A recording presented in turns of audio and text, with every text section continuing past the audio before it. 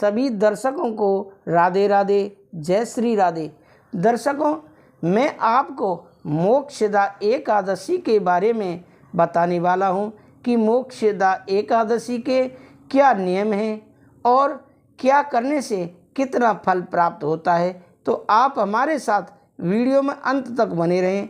हम नियम और पालन करने के बाद हम मोक्षदा एकादशी की कथा आपको इस वीडियो में सुनाएंगे, तो इसीलिए आप वीडियो में अंत तक बने रहें। सनातन धर्म के लोगों के लिए एकादशी के व्रत का खास महत्व है। साल में 24 एकादशी आती हैं। कई बार अधिक मास लग जाने के कारण 26 एकादशी भी पड़ जाती हैं, जिस दिन भगवान विष्णु की पूजा की जाती है। साल की 24 एकादशियों में से एक मोक्षदा एकादशी भी है, जिसे मोक्ष देने वाली एकादशी कहा जाता है।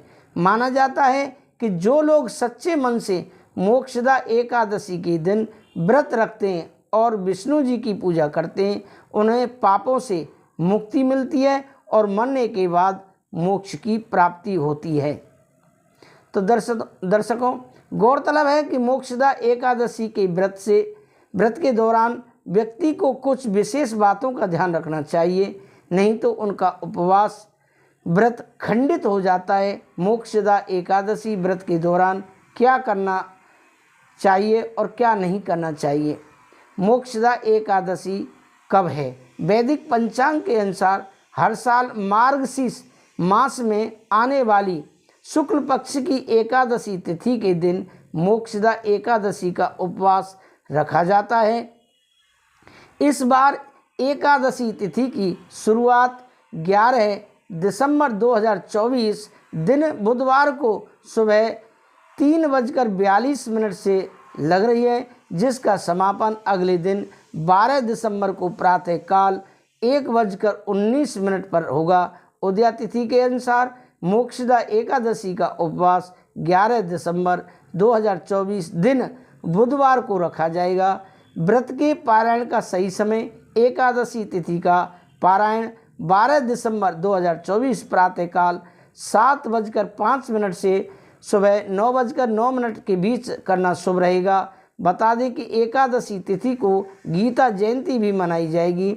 माना जाता है कि इस दिन भगवान श्री कृष्ण ने कुरुक्षेत्र के मैदान में अर्जुन को गीता का ज्ञान दिया था। मोक्षदा एकादशी व्रत से जुड़े नियम: एकादशी तिथि के दिन विष्णु जी को तुलसी दल जरूर अर्पित करें।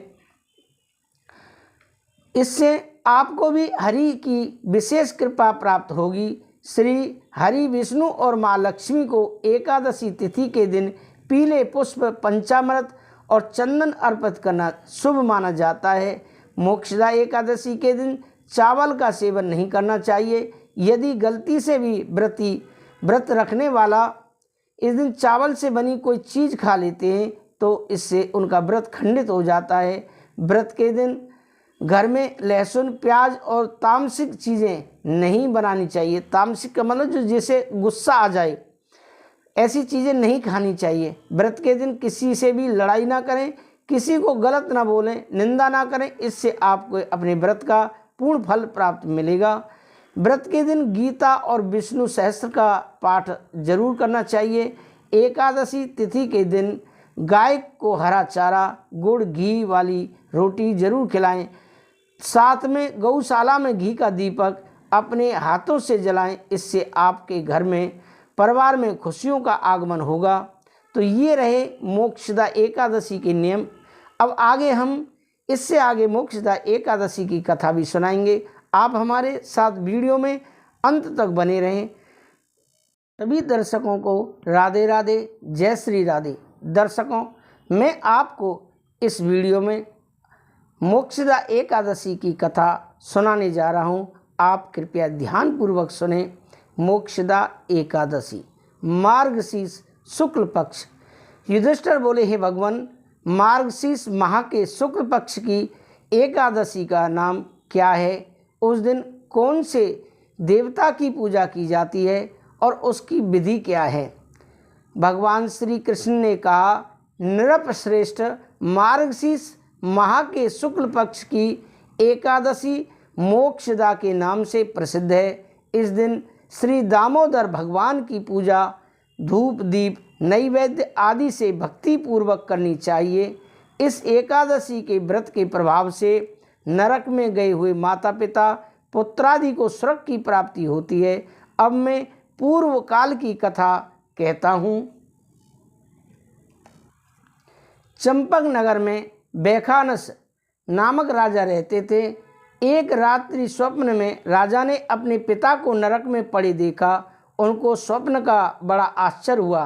प्रातःकाल होते ही वह ब्राह्मणों के सामने अपनी सब स्वप्न कथा कहने लगे।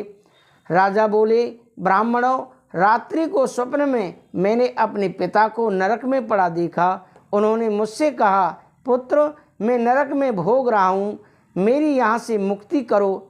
अब मैं क्या करूँ? आप लोग मुझे किसी प्रकार तप दान आदि को बताएं जिससे मुझको मुक्ति प्राप्त हो। उस उत्तम पुत्र का जीना व्यर्थ है जो अपने पिता का उद्धार न करे।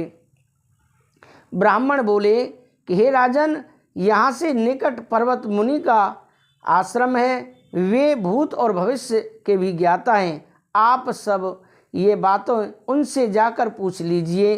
ब्राह्मण की बात सुनकर राजा मुनि के आश्रम में गए। राजा ने जाकर उनको साष्टांग प्रणाम किया। पर्वत मुनि ने उससे 7 अंगों की कुशल पूछी। राजा बोले, हे देवर्षि, आपकी कृपा से मेरे राज्य में सब कुशल हैं, परंतु मेरे मन में अशांति रहती है, उसका कुछ उपाय कीजिए।